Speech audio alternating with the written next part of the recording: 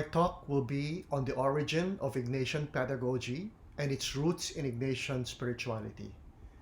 The big idea I want to relay today is that the principles of Ignatian pedagogy really come from the twin gifts of Saint Ignatius, his gifts to the church and to the world. The first gift is retreat direction, and the second gift is discernment. Let me talk to you first about retreat direction. There is an ancient story about a wise man and a fool who was his disciple. And one evening, the fool approached the wise man and said, "Teacher, show me the moon." And of course, the wise man graciously pointed to the moon using his finger. But the fool, being what he is, pointed to the wise man's finger instead of the moon. Now, this story is relevant for us because really it captures what St. Ignatius advises retreat directors. There, basically, in annotation 15, he cautions the retreat directors against taking center stage. According to St. Ignatius, in a retreat, the retreat director must not be a source of distraction. Rather, the retreat director must be like that wise man's finger pointing to the moon. What matters is that the retreatant gazes directly upon the moon. So St. Ignatius tells the retreat director to let God deal directly with the retreatant. Now this tells us that for St. Ignatius, there are three relationships in a retreat, all of them important. Of course, the most basic relationship is between the retreatant and the director. If the retreatant does not enjoy any rapport with the director, then it will be difficult for him or her to be able to enter smoothly into the retreat. But this is not the only relationship in a retreat. The retreat director must also have his or her own relationship with God.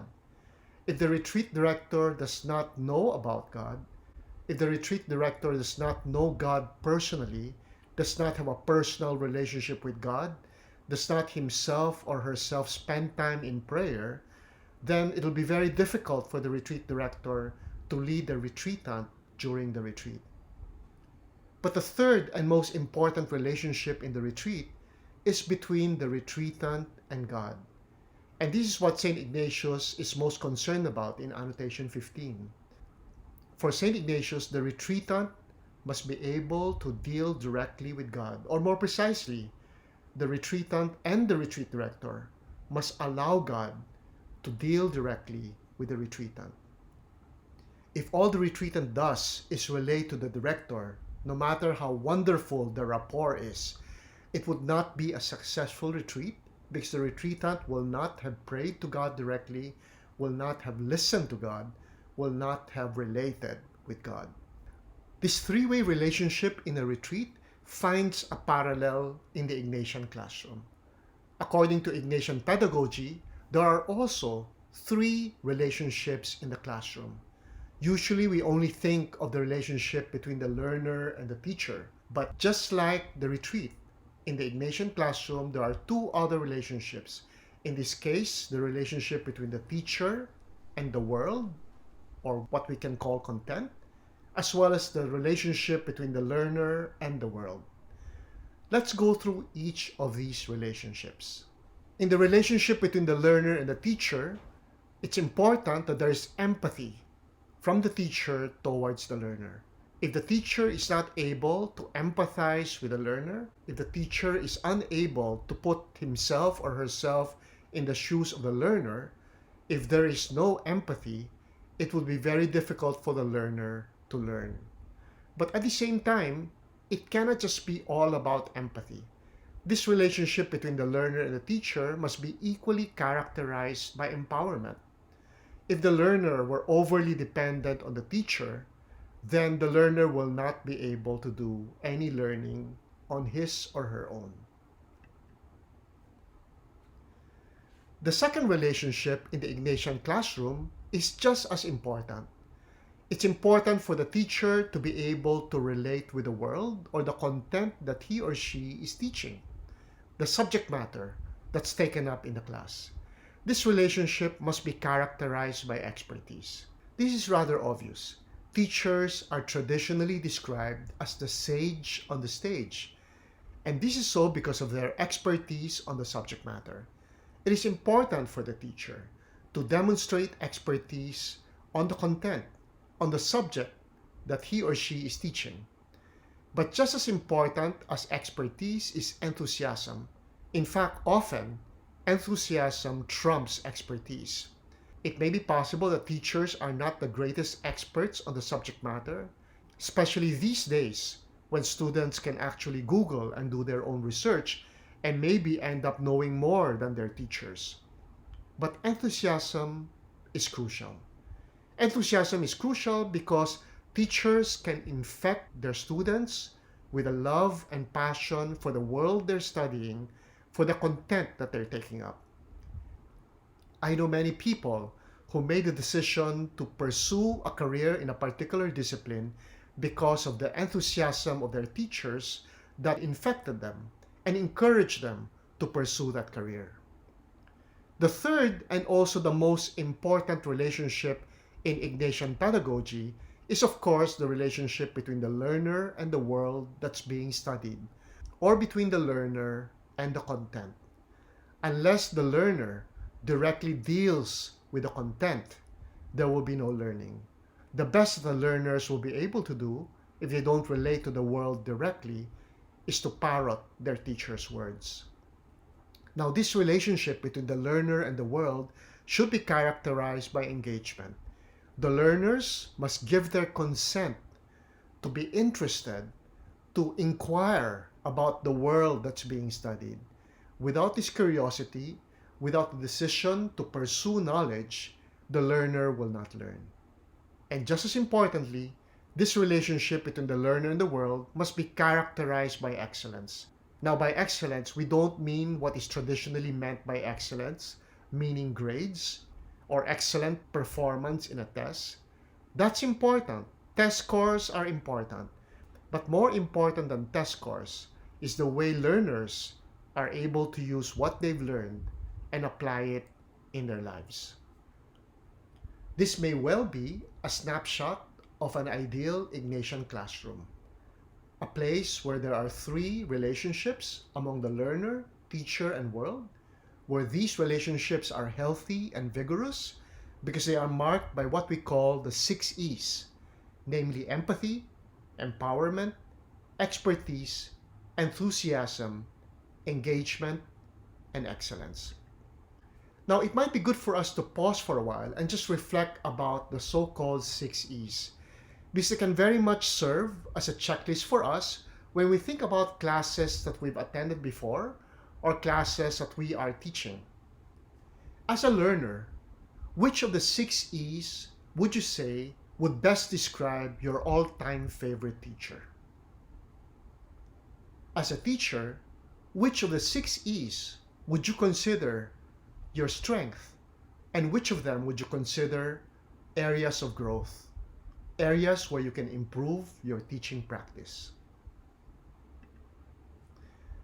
Aside from providing some kind of summary of how an Ignatian classroom should look like, the 6 E's will also serve as a framework for our course, because that's the framework that we used for the book. The 6 E's serve as some kind of structure for us to talk about the IPP, and they also provide the rationale for the IPP. If we agree that the 6 E's are essential characteristics of an Ignatian classroom, if we agree that these are values we would like to see evident and present in the classes that we attend or teach, then Ignatian pedagogy would be a great means to achieve these ends. They provide the rationale for practicing Ignatian pedagogy. To establish empathy, it is important for teachers to be mindful of the context of their students. To promote empowerment among their students, teachers should not design experiences that make them mere receivers of knowledge. Rather, teachers should give their students opportunities to take the initiative, to take responsibility for their own learning.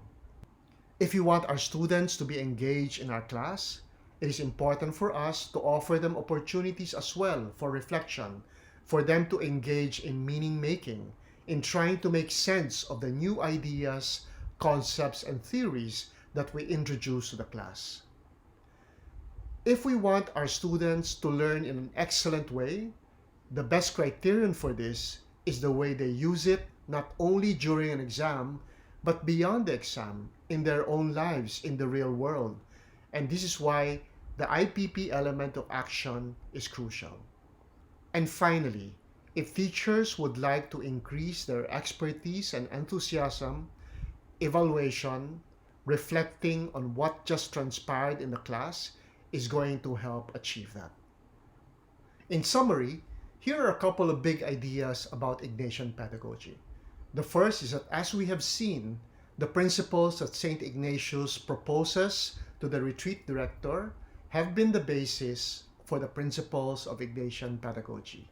And the second big idea is that if we want to promote empathy, empowerment, engagement, excellence, expertise, and enthusiasm in our classroom, 6 very important characteristics, 6 very important values, then Ignatian pedagogy could be a powerful means for achieving them. Let's now talk about the second gift of St. Ignatius, and I'm referring to the gift of Ignatian discernment. Ignatian discernment, of course, is the very heart of the spiritual exercises, and this is arguably the most important legacy of St. Ignatius of Loyola. When you think about it, Ignatian discernment can well be summarized by experience, reflection, and action. For St. Ignatius, if you want to discern God's will, if you want to find out where God is leading you, it is important to pay attention to your experience. And when he speaks of experience, he's not just talking about external experiences or the events that transpire around us. Rather, he's talking about both external and internal experiences, our thoughts, our feelings, what he calls interior movements in our soul. And of course, a non-negotiable element of Ignatian discernment is reflection. And here we are referring to the prayer that is required in discernment, as well as the conversations that we engage in with others, with our spiritual director or companion, when we seek confirmation for our choices. And finally, of course, Ignatian discernment is impotent without action. According to St. Ignatius, love is better expressed in deeds rather than in words. So no matter how long your discernment process is, no matter how careful you have been, unless you translate your discernment into action in your life, then it will be useless. Of course, these principles of Ignatian discernment are the basis for the principles of Ignatian pedagogy. It is quite evident how experience, reflection, and action in Ignatian discernment are also very much present in Ignatian pedagogy. Let's try to understand them in this context.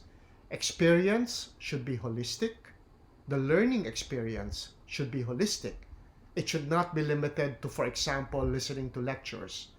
The reflection must render the learning meaningful, and the action ensures that the learning is actually relevant and applicable to real life. Let's look at experience. Experience needs to be holistic. It should be designed to be active and interactive. Gone are the days when students should be condemned to their desks listening to lengthy lectures. The more active a student is, and the more interactive he or she is with fellow learners, the more powerful the learning will be. There is a saying that goes, "Tell me and I'll forget, show me and I may remember, involve me and I'll understand." Traditionally, teachers teach by telling, through direct instruction, or what is commonly known as lectures. But as the saying tells us, if that's all we do, if all we do is teach by telling, chances are students are bound to forget. However, if we involve them in a holistic way, if we make sure they are active and interactive during our classes, then maybe understanding will happen. What about reflection? It is reflection that makes learning meaningful. In other words, our classes must be designed for connections and construction. We make meaning by making connections, and we construct meaning in the process. So understanding results from connections and construction rather than instruction. Now, don't get me wrong here. I'm not against direct instruction or lecture. They have their place, they have their value. But it's important for teachers not to be a one trick pony, not to just stick to one strategy. No? And especially for 21st century learners, studies have shown that the more active they are, the more they are involved, the more they're given the time and opportunity to construct their meaning, then the more lingering, the more enduring, and more powerful the learning will be. Now we go to action. It is action in Ignatian pedagogy that makes the learning applicable. In short, the learning should be designed to be responsive to the real world. No longer should students be able to use what they've learned only during exams and forget all about what they've learned after the exam. It's important for them to be able to use and transfer their learning. In fact, the learning must make a difference in the world for the better. In the 21st century, learning is no longer just about the mastery of content. Rather, learning entails the use of content in real-world situations. If students are unable to apply what they've learned beyond the four walls of the classroom, then that learning is not very valuable. Aside from experience, reflection, and action, there are two more elements in Ignatian pedagogy that's also worth paying attention to. And the next one would be context. It is context that makes learning relevant. So the learning should be designed based on the student's prior knowledge as well as their current mood. A lot of studies have shown that unless teachers build their classes on what students already know or what they don't know, then it's very possible that the teacher's teaching will be useless. Just as important as prior knowledge of students is their current mood. Especially in Jesuit education, teachers must be mindful of how their students are feeling. Are they excited about the lesson? Are they distracted because of excitement elsewhere? Are they feeling depressed? Is the mood bleak because of an event in the school or in the country or in the world? It's crucial for teachers to be mindful of what's going on in the world of their students for their teaching to be effective. Paying attention to context is important because we construct new knowledge based on what we know or what we don't know. At the same time, our moods, whether we like it or not, color whether we actually learn and how we learn. Finally, we proceed to evaluation. The learning in the classroom must be designed in such a way that the teacher is able to monitor whether or not the students are learning, so that if there should be any difficulty, the teacher will be able to make the proper intervention. Needless to say, this evaluation must be data-based, based perhaps on the test scores of students as well as the way they participate in class. Now, evaluation in Ignatian pedagogy is not conducted only by the teacher. The students can also be involved in this. So in evaluation, teacher and student monitor the learning that happens or not and take time to review and adjust their plans. So what we've done is basically get an overview of Ignatian pedagogy. For those of you who are already familiar with the IPP, this may have served as some kind of refresher or review. It's important for us to at least know what each of the elements means, but we will have time later on to deepen our understanding of them. At this point, however, before we move on, I'd like us to do a little reflection on Ignatian pedagogy, specifically on experience, reflection, and action.